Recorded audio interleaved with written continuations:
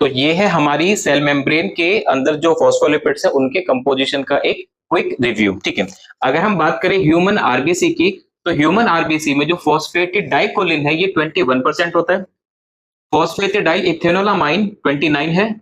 ठीक है, इन दोनों का कंबाइन 29 है। स्विंगोमाइलिन 21% और कोलेस्ट्रॉल होता है 26%। देखने वाली बात यहाँ पर है इकोलाई की, कि इकोलाई में पीसी नहीं पाया जाता, सिर्फ फॉस्फेटेडाइल इथेनोलामाइन और फॉस्फेटेडाइल सेरीन ये ही पाया जाता है, बाकी स्विंगोमाइलिन और कोलेस्ट्रॉल ये दोनों क्या है इसके अंदर जीरो है। अगली बात करते हैं हमारे न्यूरॉन्स की। न्यूरॉन्स के अंदर भी इन फॉस्फोलिपिड का जो कंपोजिशन है वो ये है कि कोलेस्ट्रॉल 34% है, स्विंगोमाइलिन 13% है, ये दोनों 37 है और ये 16% है। तो देखने वाली बात ये है कि सबसे ज्यादा जो मेजर कंपोजिशन न्यूरॉन्स का है वो इन दोनों का है, और ये काफी माइन्यूट अमाउंट में यहाँ पर मौजूद है। एक बार हम क्विक रिव्यू ले लेते हैं कौन कौन से जो मेम्ब्रेन प्रोटीन है हम पढ़ चुके हैं। तो प्लाज्मा मेम्ब्रेन प्रोटीन की, सॉरी प्लाज्मा मेम्ब्रेन लिपिड्स की एक फटाफट से क्विक रिवीजन हम ले लेते हैं। ठीक है, तो जो मेम्ब्रेन्स के अंदर प्रोटीन्स थे, सॉरी लिपिड्स थे, इनकी हम तीन कैटेगरी कर सकते हैं, जिसमें सबसे पहली कैटेगरी थी फॉस्फोलिपिड्स की, दूसरी जो इनकी कैटेगरी थी वो थे ग्लाइकोलिपिड्स, तीसरी और आखिरी जो कैटेगरी है वो है स्टीरोल्स। ठीक है, अभी जो फॉस्फोलिपिड थे इसके भी हमने दो टाइप देखे थे कि ये किससे डिराइव्ड हुए। अगर ग्लिसरॉल से डिराइव हुए तो ग्लिसरो फॉस्फोलिपिड, ठीक है, और अगर ये स्फिंगो से डिराइव हुए तो इनको कह देंगे स्फिंगो फॉस्फोलिपिड्स। ठीक है, ये मेजर कंपोनेंट होते हैं। ठीक है, मतलब फॉस्फोलिपिड में मेजरली ग्लिसरो पाए जाते हैं और ग्लाइकोलिपिड में मेजरली स्फिंगो वाले पाए जाते हैं। सेम इसके भी यही दो टाइप हमने पढ़े थे, स्फिंगो ग्लाइकोप्रोटीन ग्लाइकोलिपिड्स और ये फॉस्फोग्लाइकोलिपिड्स, इधर ये वाले मेजर पाए जाते हैं। बात करते हैं स्टीरोल्स वालों की। ठीक है, लिख देता हूं मैं, ग्लिसरो फॉस्फोलिपिड, स्फिंगो फॉस्फोलिपिड्स, ये इधर मेजर पाए जाते हैं, ज्यादा इनका अमाउंट पाया जाता है। बात करते हैं स्टीरोल्स की। स्टीरोल्स एनिमल्स के अलग है, प्लांट्स के अलग है और फंजाई के जो है अलग है। अगर हम बात करें एनिमल्स की, तो एनिमल्स में जो पाए जाते हैं वो होते हैं कोलेस्ट्रॉल, ये एनिमल सेल मेम्ब्रेन में होते हैं। अगर बात करें फंजाई वगैरह की, तो फंजाई में पाया जाता है एर्गोस्टीरोल, ये फंगस में पाया जाता है। और तीसरा और आखिरी प्लांट्स का भी लिख देते हैं। प्लांट में पार्ट सुना है आपने, फीमेल रिप्रोडक्टिव पार्ट जो होता है स्टिग्मा, उसी के नाम पे इसका नाम है स्टिग्मा स्टीरोल। एक और नाम लिख सकते हैं यहाँ पे सितोसिरोल। तो ये क्विक रिवीजन थी मेम्ब्रेन्स के अंदर जो लिपिड्स हैं उनकी। ठीक है, कि मेम्ब्रेन्स के अंदर कौन कौन से जो लिपिड्स हैं पाए जाते हैं। आज की वीडियो में हम बात करने वाले हैं लिपिड राफ्ट्स की। ठीक है, राफ्ट्स के बारे में देखो, जैसा इसके नाम में ही लिखा है कि राफ्ट्स का मतलब क्या होता है। राफ्ट आपका भी ऋषिकेश या किसी भी जगह जहां पर पानी चलता है, बोट चलती है, उसको आपने नाम सुना होगा कि उसको क्या कहा जाता है, राफ्ट ही कहा जाता है। राफ्ट का मतलब होता है एक नौका या कोई नाव जो कि क्या कर सकती है, पानी के अंदर घूम सकती है। तो ये जो लिपिड राफ्ट्स होते हैं ये भी एग्जैक्टली ऐसे ही होते हैं, जो मेम्ब्रेन के ऊपर क्या करते हैं, चलने फिरने का काम करते हैं। अगर हम इनकी डेफिनेशन देखें तो राफ्ट जो होते हैं, मतलब लिपिड राफ्ट जो होते हैं, ये हेट्रोजीनस,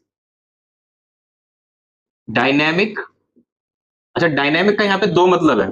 पहला कि इनके अंदर मोटिलिटी भी होती है, ये मूव भी कर सकते हैं। इसके अलावा इनके अंदर एसोसिएशन और डिसोसिएशन भी होता है। ठीक है, तो एक तो ये हेट्रोजीनस है, दूसरा ये डायनेमिक है। ठीक है, और ये ज्यादा ऑर्डर्ड होते हैं। ठीक है, मतलब डिसऑर्डरनेस इनके अंदर बहुत कम होती है, ये काफी वेल ऑर्डर्ड होते हैं। इनके अंदर बहुत सारा कोलेस्ट्रॉल और स्फिंगो लिपिड्स होते हैं। ठीक है, कोलेस्ट्रॉल बहुत ज्यादा है और स्फिंगोलिपिड बहुत ज्यादा है। इसके ये मेम्ब्रेन माइक्रो डोमेन्स होते हैं, मेम्ब्रेन माइक्रो डोमेन्स। ठीक है, सबसे बड़ी बात ये बनते कैसे, इनके बनने के लिए दो इंटरेक्शन बहुत जरूरी होती है। एक तो लिपिड लिपिड इंटरेक्शन और दूसरा लिपिड प्रोटीन इंटरेक्शन। तो ये इनके बनने की बहुत ज्यादा इंपॉर्टेंट चीज है कि ये इस इंटरेक्शन से जो है वो बन रहे होते हैं। तो अगर हम लिपिड राफ्ट को प्रॉपरली डिफाइन करें तो वो डेफिनेशन ये सारे पॉइंट्स को मिलाकर बन जाएगी, या फिर आप कह सकते हो कि ये इनकी मेन कैरेक्टरिस्टिक्स है। ठीक है, अब ये जो लिपिड राफ्ट्स है ये दो टाइप के होते हैं, डिपेंड करता है इनका शेप कैसा है। ठीक है, तो लिपिड राफ्ट मैटर करता है अपनी शेप के अकॉर्डिंग। ये फ्लैट हो सकते हैं, ठीक है, और ये अंदर की तरफ फोल्डेड भी हो सकते हैं। तो जो अंदर की तरफ फोल्डेड है मतलब इनवजाइनेशन से बने, उनकी बात करेंगे। ठीक है, और जो फ्लैट है इनकी बात करेंगे। फ्लैट वालों को नाम दिया जाता है प्लेनर, और जो मेम्ब्रेन की अंदर की तरफ फोल्डिंग से बने हुए हैं इनको नाम दिया जाता है कैवोले। ठीक है, इनको नाम दिया था कैवोले। अगर हम इनको स्ट्रक्चर की तरह देखें तो ये बिल्कुल सीधे सीधे होते हैं। ठीक है, जैसे हम नॉर्मल स्ट्रक्चर पढ़े हैं लिपिड्स की, मेम्ब्रेन की, ये बिल्कुल ऐसे फ्लैट होते हैं एकदम सीधे। ये क्या होते हैं कि जो मेम्ब्रेन है वो इस तरीके से ऐसे अंदर की तरफ मुड़ने लग जाएगी। अब यहां पर आप लिपिड के स्ट्रक्चर को एज्यूम कर लो कि ये लिपिड की जो है बाइलेयर है। ठीक है, और वो ऐसे अंदर की तरफ जो है इनवजाइनेट हो गई है, अंदर की तरफ जो है फोल्ड हो गई। तो ये इनका मेन स्ट्रक्चरल डिफरेंस है कि ये तो फ्लैट है और ये दूसरा क्या है, ऐसे अंदर की तरफ फोल्डेड है। ठीक है, इसके अलावा ये बिल्कुल कॉन्टिन्यूस होते हैं। ये बिल्कुल क्या है, कॉन्टिन्यूस। अगर स्ट्रक्चरल डिफरेंसेस में देखें तो यहां पर जो प्रोटीन लगा होता है उसका नाम है फ्लोटिलिन्स। ठीक है, यहाँ जो प्रोटीन जिससे ये बने हैं उसका नाम है फ्लोटिलिन, प्रेजेंट होता है यहाँ पर। इसके अंदर होता है कैवियोलिन्स। ठीक है, कैवियोलिन्स 1 2 3, और जो SARS वायरस होता है वो भी इनको ही क्या करता है, मतलब मैनिपुलेट करके बॉडी के अंदर एंटर करना सोचते हैं। इसके अलावा अगर हम विजिबिलिटी की बात करें तो इसको थोड़ा मुश्किल रहता है देखना, डिफिकल्ट विजिबिलिटी होती है इसकी। विजिबिलिटी मतलब लाइट माइक्रोस्कोप या दूसरे जो बड़े माइक्रोस्कोप होते हैं उससे इसको देख पाना थोड़ा सा मुश्किल होता है। इनकी जो विजिबिलिटी होती है वो काफी इजीली दिख जाती है, क्योंकि साफ पता चल रहा है कि जहां मेम्ब्रेन अंदर की तरफ फोल्ड हो रही होगी वो ये वाले राफ्ट्स होंगे। ठीक है, आगे बात करते हैं मोबिलिटी की। तो इनकी मोबिलिटी बहुत ज्यादा होती है। मोबिलिटी लिखो, मोटिलिटी लिखो, एक ही बात है, ये बहुत ज्यादा क्या होते हैं, मोबाइल होते हैं। और ये कंपैरेटिवली थोड़े से ज्यादा स्टेबल होते हैं, मतलब ये बहुत ज्यादा मोबाइल नहीं होते।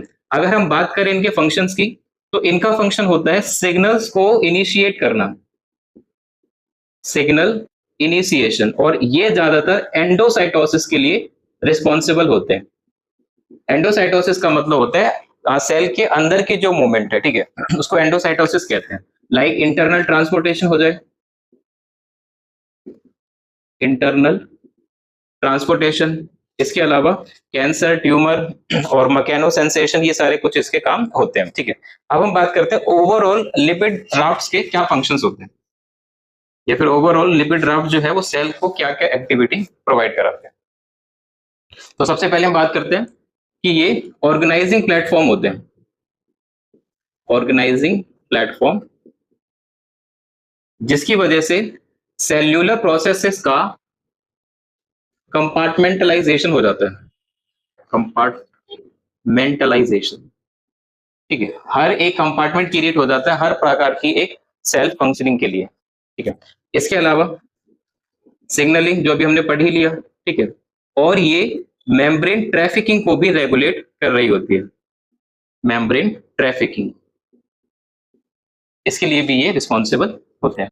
तो अब इसके बाद बात करते हैं हम लिपिड मॉलिक्यूल की एक सॉल्यूशन के अंदर अरेंजमेंट किस तरीके से वो कर सकता है उसकी। ठीक है, तो मिसेल हो सकती है, लिपिड की बाइलेयर हो सकती है, और हो सकता है लिपोसोम। तो ये सारा डिपेंड किसके ऊपर करता है, सबसे पहला कि हमारे पास लिपिड कैसा है।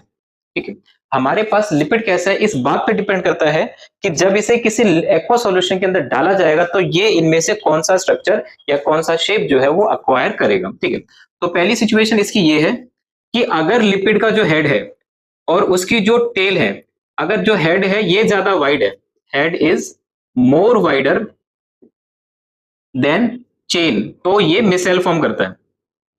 ठीक है, तो ये फॉर्म करेगा मिसेल। ठीक है, तो मिसेल में क्या होता है कि जैसे ही लिपिड के बहुत सारे मॉलिक्यूल पानी के अंदर या फिर किसी एक्वा सॉल्यूशन के अंदर एंटर करते हैं, पानी के अंदर, ये एक्वा सॉल्यूशन के अंदर अट्रैक्ट करेंगे, तो ये जो पार्ट है ये पानी के अंदर डिसॉल्व होने लगेगा और ये पार्ट जो है पानी को रिपेल करने लगेगा।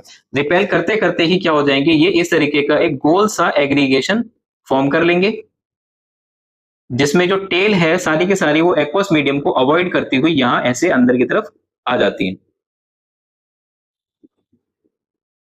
तो इस तरीके का अगर स्ट्रक्चर फॉर्म किया गया है तो इसको कहा जाता है मिसेल। ठीक है, अगर पोलर हेड की विड्थ लगभग इसकी चेन के बराबर आती है, पोलर विड्थ की जो हेड की मतलब पोलर विड्थ का जो हेड है और इनका जो विड्थ है दोनों का, अगर ये लगभग बराबर आता है तो वो या तो बाइलेयर फॉर्म कर सकते हैं या फिर वो फॉर्म कर सकते हैं मिसेल, सॉरी, लिपोसोम। तो बाइलेयर कैसे फॉर्म करेंगे कि देखो ये जो लिपिड की दोनों लेयर्स हैं ये एक दूसरे के साथ कुछ इस अरेंजमेंट में आ जाती हैं।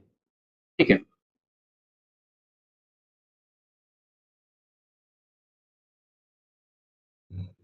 तो अगर दोनों की ही विड्थ बराबर है तो ये इस तरीके का एक 2 डायमेंशनल लीनियर शीट जैसा जो है ये बना लेंगे। अब अगर ये बहुत सारे इकट्ठे होने लग गए तो ये क्या करेंगे, इस तरीके का एक सर्कुलर शेप एक्वायर कर लेंगे, क्योंकि मिनिमम सरफेस एरिया एक्वायर करने के लिए यही वाला जो शेप है वो रिस्पॉन्सिबल होता है। ठीक है, तो ये एक ऐसा गोल सा शीट फॉर्म कर लेंगे।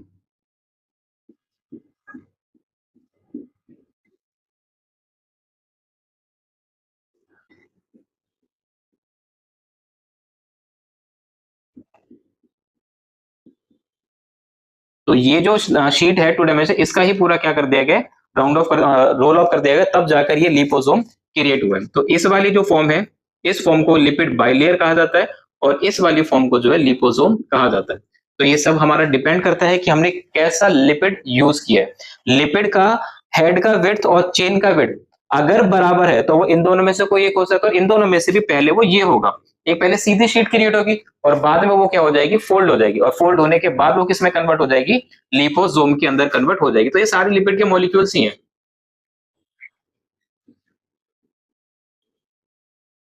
जहां पर चेन एक तरफ है और जो हेड है वो एक तरफ है, इस स्ट्रक्चर को लिपोसोम कहा जाता है। ठीक है, यहाँ पर भी मीडियम भरा हो सकता है और चारों तरफ भी जो है मीडियम भरा हो सकता है। तो ये तीनों थे, मिसेल, बाइलेयर और लिपोसोम। किस तरीके से लिपिड के मॉलिक्यूल जो है एक एक्वा सॉल्यूशन के अंदर एग्रीगेट होंगे।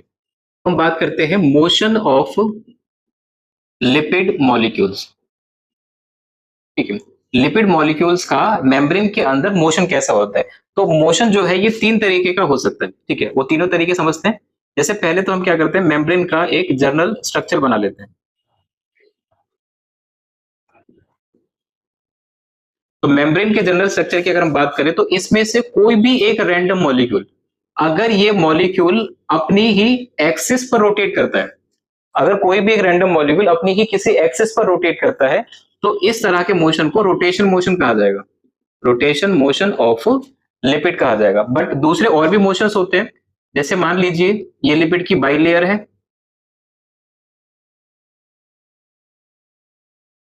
ये इसका दूसरा लीफलेट। ठीक है, तो इसमें क्या होता है कि कोई एक जो मॉलिक्यूल है,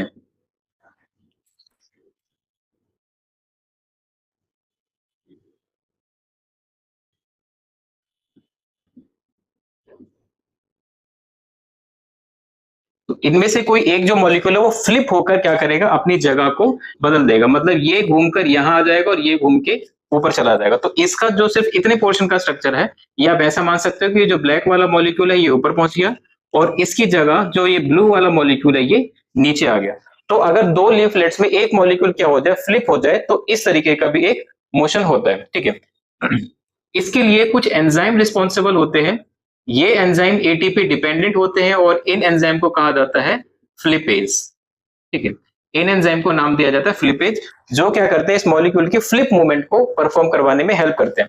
अगर ये ऊपर से नीचे जा रहा है तो फ्लिपेज, और अगर ये नीचे से वापस ऊपर चला जाए, मतलब ऊपर से नीचे आने के लिए जो एंजाइम लगेगा वो है फ्लिपेज, और अगर ये नीचे से ऊपर गया है, अब जो एंजाइम लगेगा उसको कहा जाएगा फ्लोपेज। ठीक है, तो ये एक ही डायरेक्शन के अंदर हो रही है। पर अगर कोई मॉलिक्यूल है जो यहां से किसी दूसरे वाले मॉलिक्यूल की जगह ले जाए, मतलब यहां से फ्लिप होकर दूसरी जगह पर चला जाए, तो इसके लिए एक और एंजाइम होता है जिसको कहा जाता है स्क्रैम्बलेज।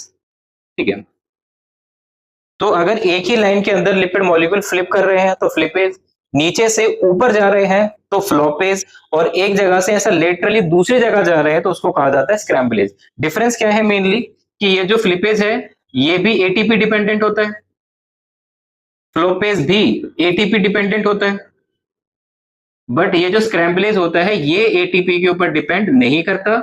इसको कैल्शियम आयंस जो है वो एक्टिवेट करते हैं, it is activated by calcium ions. इस रोटेशन के और ट्रांसफर डिफ्यूजन के अलावा एक तीसरा मोशन और एग्जिस्ट करता है। ठीक है, तो टोटल 3 तरीके के मोशन हो सकते हैं। पहला रोटेशन, कि ये लिपिड मॉलिक्यूल अपनी ही एक्सिस पर इस तरीके से रोटेट कर रहे हैं। ठीक है, तो इसको कहा जाएगा रोटेशन। या फिर ये अपर लीफलेट से फ्लिप होकर लोअर लीफलेट में आ जाए तो इसको ट्रांसफर डिफ्यूजन कहा जाता है।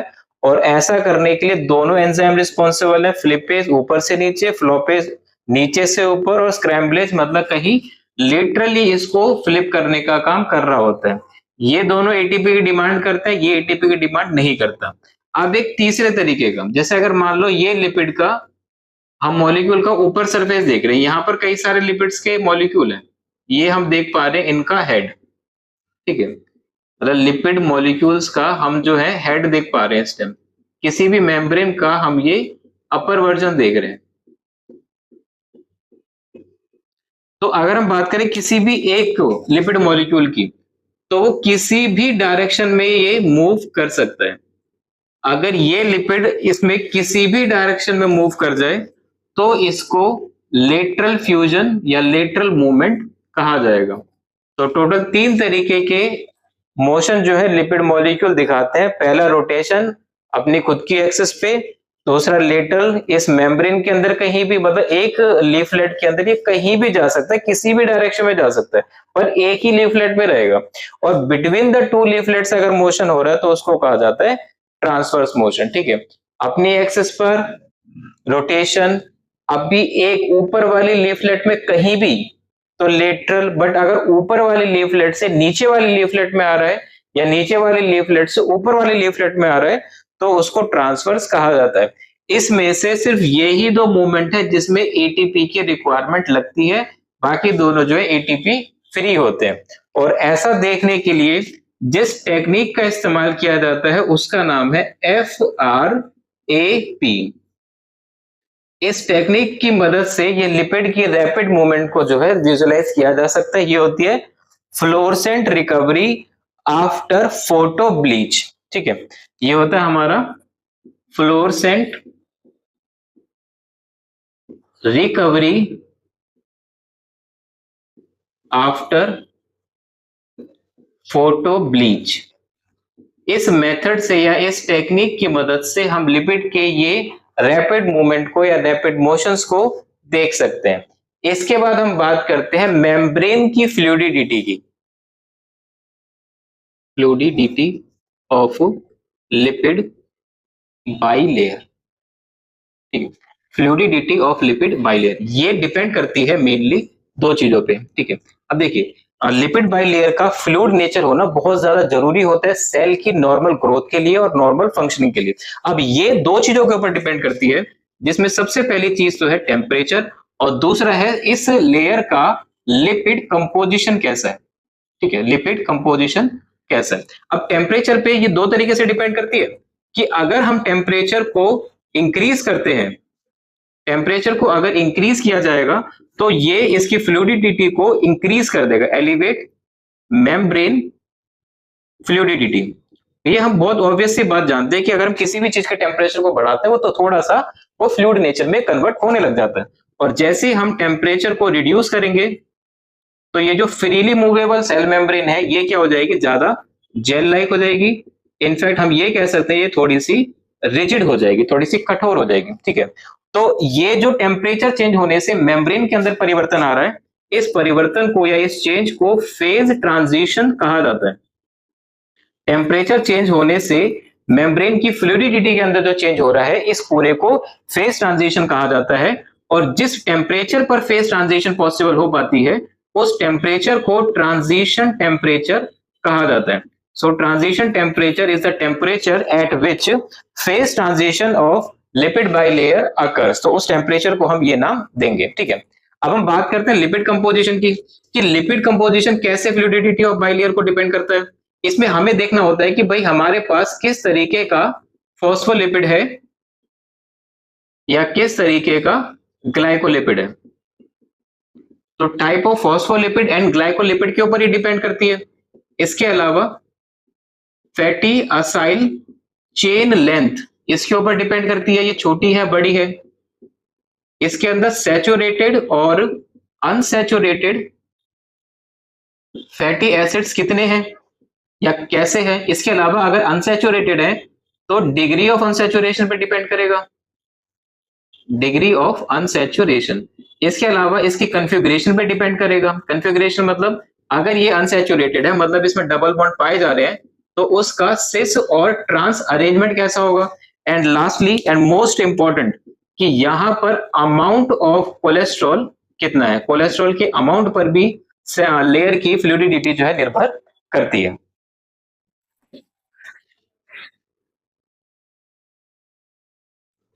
तो फ्लूइडिटी डिपेंड करती है लिपिड कंपोजिशन पर भी। अब लिपिड कंपोजिशन पर ये कैसे डिपेंड करती है उसकी बात करते हैं। सबसे पहली चीज, अगर जो फॉस्फोलिपिड यहां पर मौजूद है या फिर जो भी ग्लाइकोलिपिड्स यहां पर मौजूद है, ग्लाइकोलिपिड्स, अगर इनकी जो फैटी असाइल चेन है वो काफी छोटी है, फैटी असाइल चेन जो है अगर वो इनकी छोटी है with short fatty acyl chain, तो छोटी चेन होने की वजह से इनकी जो वैन डर वाल इंटरेक्शन है या फिर दूसरे फैटी एसिड्स के साथ जो इंटरेक्शन है वो कम हो जाएगी। अब अगर बॉन्डिंग कम हो रही है, इंटरेक्शन कम हो रहा है, तो इस वजह से मेम्ब्रेन की जो फ्लूइडिटी है वो इंक्रीज हो जाएगी। तो phospholipid with short fatty acyl chain increases the fluidity of membrane. Second हम बात करते हैं अनसैचुरेशंस की, कि जो अनसैचुरेटेड फैटी असाइल चेन्स हैं, देखिए अनसैचुरेशन होने की वजह से भी जो वैन डर वाल इंटरेक्शन है वो कम हो जाएंगी, और वैन डर वाल इंटरेक्शन कम होने की वजह से अगेन फ्लूइडिटी जो है वो इंक्रीज हो जाती है, fluidity increases even at low temperature.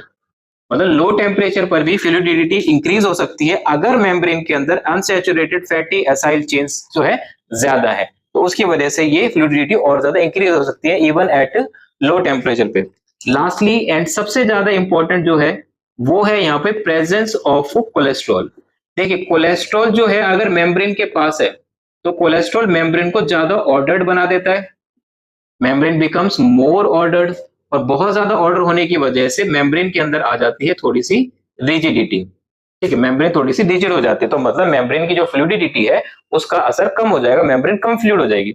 अब एक चीज बात करें कि जो कोलेस्ट्रॉल है ये मेनली कहाँ पाया जाता है, ये पाया जाता है एनिमल सेल में, प्लांट सेल के पास कोलेस्ट्रॉल नहीं होता।